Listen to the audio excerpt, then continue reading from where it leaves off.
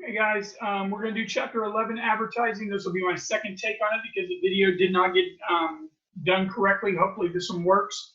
All right, chapter 11 is not a big one on the exam. In fact, I would say you're venturing, even in a big semester with 50 questions and importance, you get maybe 2-3 questions on the exam max. One semester, I think there were 7 or 8 on one of the forms, and that's been like 7-8 years now. Anyway, chapter 11 has been for about well over a decade, probably close to about 15 years. Read on your own. That doesn't mean he hadn't had questions on it. He has about 15 or so, 15, maybe 20 in his test bank. You have 10 in the back of the study guide. In fact, most of the ones you will see on the exam are going to be from the back of the study guide, i.e. pages, let me get the page numbers, pages 302 or 303. I would memorize those questions. The answers may be a little bit jumbled up, memorize the answer to it, but those 10 questions, usually almost everybody says that's exactly what was on the exam. There are a few other little spots or little other areas that you need to note that we're going to go over briefly. This video should only be about 15 minutes in length. We'll go over about 5 or 6 others.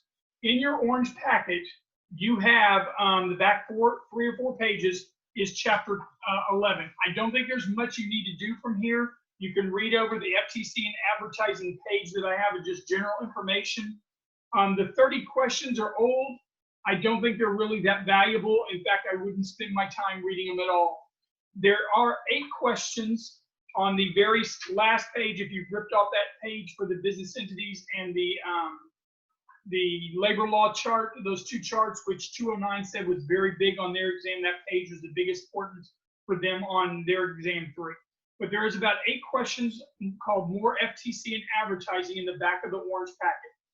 Those are ones that either A, don't mimic the 10 in the back of the study guide that are important, and cover a couple of the other areas that those 10 don't, that he has had questions on. Now, I'm going to go over about 5 or 6 concepts real fast in addition. One other thing, the More FTC and Advertising, the answers to those 8 questions are not in your packet. They are all the same letter, whether it be A, B, C, D, or E, they are all the same, okay? So if you get 7 of the 8 as one letter, then you're missing one. They're all the same, okay? If you're getting like 3 or 4 different answers or 3 or 4 different letters, then yes, email me, text me, whatever you need to do about that information. We'll go over it and we'll see how you do. All right. Real quick, on page 293 of your study guide, we are going to go over the material for advertising. The things that are on exam, that have been on exams that are not covered in those 10 questions in the back. And I think if you study those 10 and those 8 in the orange, I think you're golden, other than maybe reading about one case. Anyway, I would note the pros and cons, i.e. the criticisms and defenses for why advertising exists. That's on the top of page 293. Ads are going to be a wasteful assault on our senses. They create false differences among similar products, allocate demand, make it hard for new firms to come in with established advertisers already in play. But the defense is that it offers real information about the product, lowers the cost to consumers for searching out goods and the information about that product, and it allows consumers to make rational choices because they are given differences between the products due to that advertising. Also on page 293 is why certain other things that we've already discussed previously in this course this semester don't work. Contracts don't work because an advertisement does not make for a valid offer. It's really an offer for an offer and not an actual offer. And since there's no actual offer, there's no actual acceptance, there's no element of agreement. You got to have all of them for a contract to exist. Therefore, advertisements don't generally make, now not all of them, but some of them do. Contracts generally do not make, or I'm sorry, advertisements do not generally make for contracts. Tort law would probably be under fraud. And remember, you got to prove all elements of fraud, all 5. Misrepresentation, know of misrepresentation, intent for the others to rely on that misrepresentation, justifiable reliance by the other party, and they get damaged. If you can't prove one of those, then just like we talked about in chapter 5, there's no fraud. There would be no tort or no false advertising as well. So if puffery was to exist, that seller's talk that we talked a little bit in chapter 5, you wouldn't have it occur under false advertising. Warranties, remember Baxter versus Ford, if it was an express warranty, that's the only way it's going to apply. It wouldn't even come up with implied warranties. So warranties don't generally work under advertising as well. Now, another thing that's been on previous exam is the Lanham Trademark Act of 1946. Not only does it deal with trademark law, it also deals with false advertising claims. So FTC Act, that we're going to talk about a little bit later on, and the Lanham Act are going to deal with false advertising. One more under the trademark aspect of it. However, it deals with false advertising concerns about their own product would be under Lanham as well, also the FTC Act. Now, if you look on the middle of page 294 of your study guide, the FTC's authority was expanded in 1938 by Congress to include not only antitrust law, Chapter 7, last exam, to also include unfair or deceptive practices. So FTC's authority when it comes to different things as an administrative agency would be unfair or deceptive practices. We'll talk about Section 5 of the FTC Act a little later on, but also antitrust law. So if you were given a question on your last exam under antitrust law, it would say something, in addition to false or misleading advertising, the FTC is also empowered to investigate and enforce what? And that would have been antitrust violations. Now for this test, it would be kind of the exact opposite. In addition to the power to investigate and enforce antitrust regulation, the FTC is also empowered to investigate what other aspect? That would be deceptive or unfair advertising as well. All right. On the very bottom of page 294, we have a term called consent decree. Now, consent decree has been used on previous exams as well, and you need to know what a consent decree is, what it does, and also that it's not a part of the Warner-Lambert, because that's one of the question multiple choice answers on the Warner-Lambert case, okay?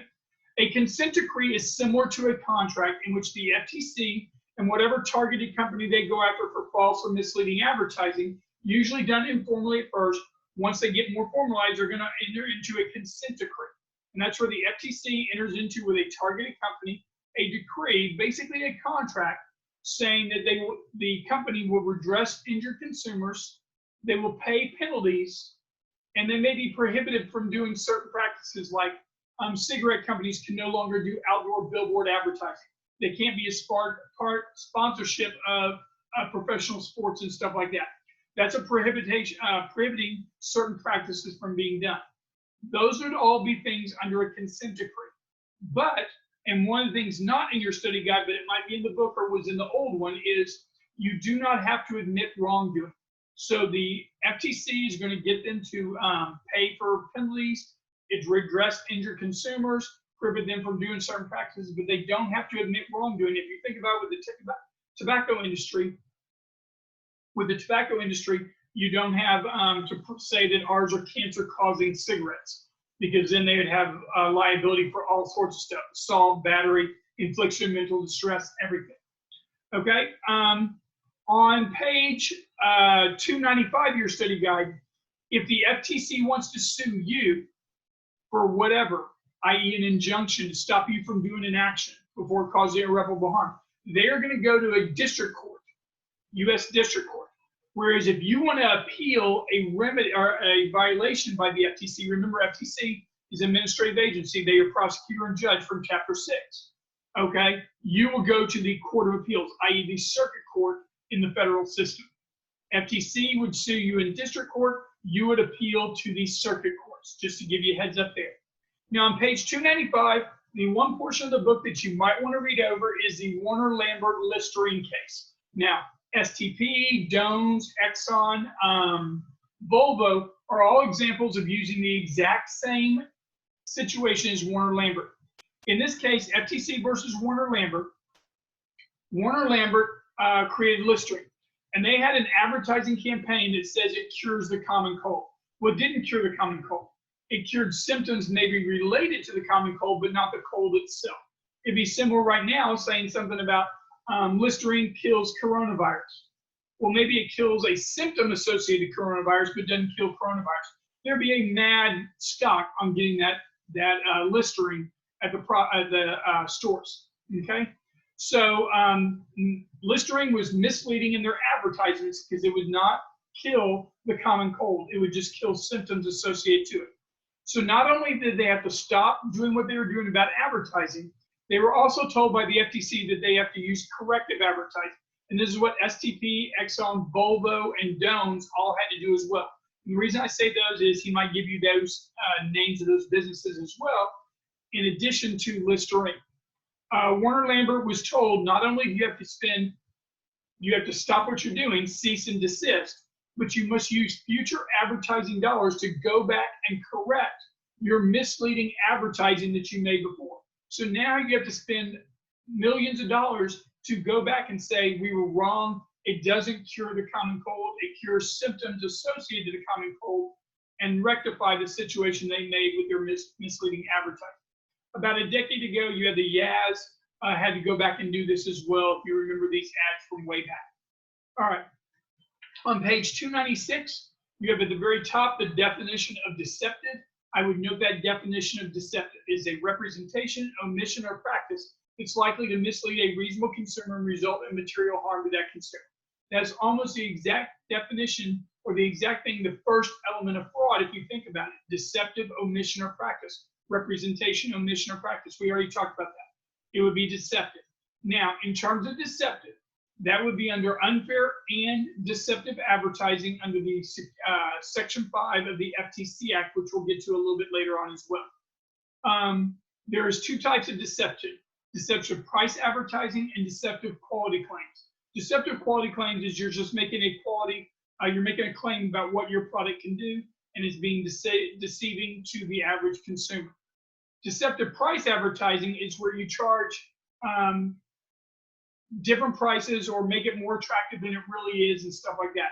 Some examples would be bait and switch, where you advertise one product, you entice them into the store, and then you either don't have that product at that price anymore, but now that you're in the store, you maybe sell them something.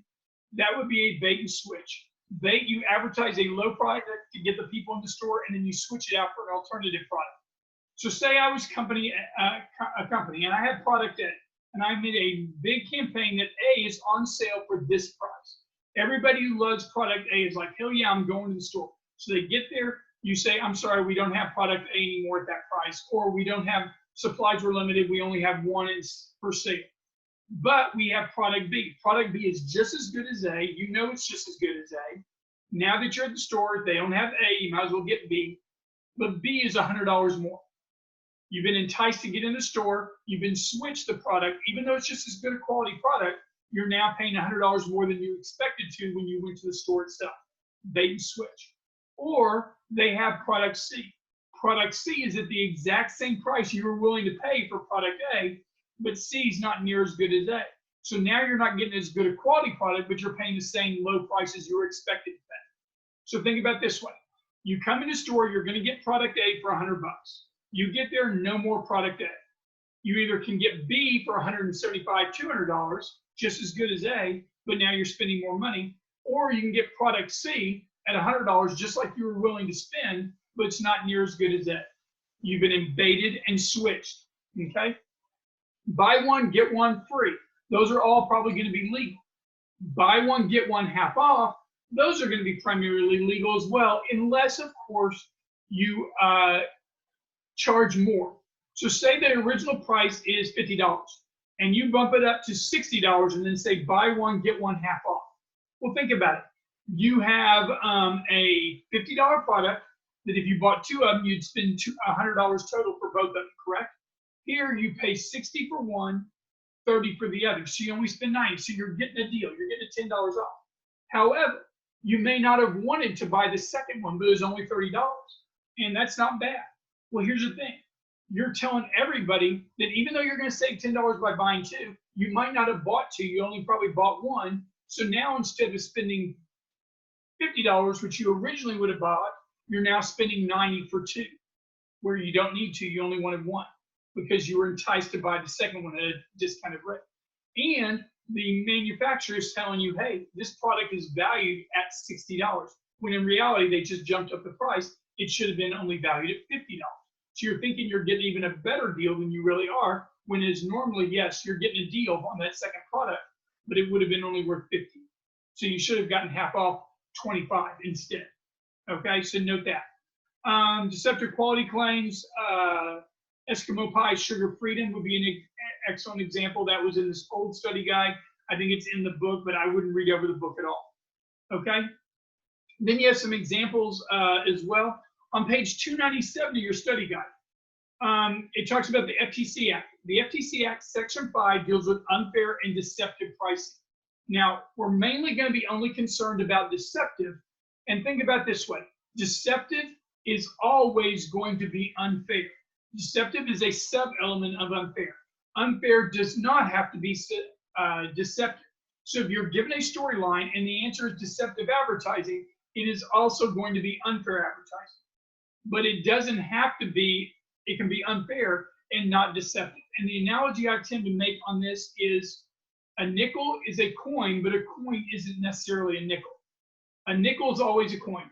Deceptive is always unfair. But there are many different ways of going unfair that are not deceptive. But unfair advertising falls under the FTC Act, Section 5 under the FTC Act, if it satisfies 3 tests. And that's C1, 2, and 3 in the middle of page 297 of the study guide. I would read over that. That is mainly new to this edition of the study guide.